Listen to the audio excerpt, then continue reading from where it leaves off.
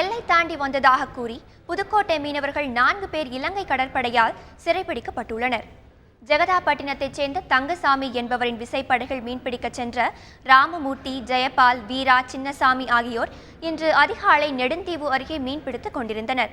அப்போது அங்கு வந்த இலங்கை கடற்படையினர் எல்லை தாண்டி மீன்பிடித்ததாக கூறி 4 பேரையும் சிறைப்பிடித்தனர்.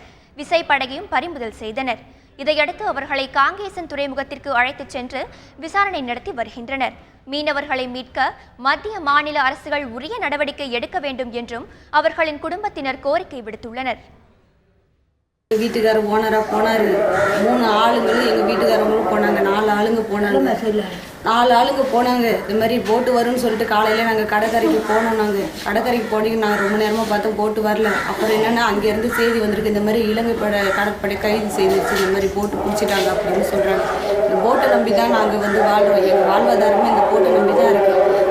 இதனிடையே கடந்த மாதம் 19ஆம் தேதி கைது செய்யப்பட்ட ராமேஸ்வரம் மண்டபம் பகுதியைச் சேர்ந்த 14 மீனவர்களின் காவல் 3வது முறையாக நீடிக்கப்பட்டுள்ளது. இவர்கள் அனைவரும் இன்று ஊர்காவல் நீதிமன்றத்தில் ஆஜர்படுத்தப்பட்டனர். அவர்களின் காவலை வரும் 23ஆம் தேதி வரை நீட்டித்து நீதிபதி உத்தரவிட்டதை அடுத்து மீனவர்கள் அனைவரும் யாழ்ப்பாணம் சிறையில் அடைக்கப்பட்டனர்.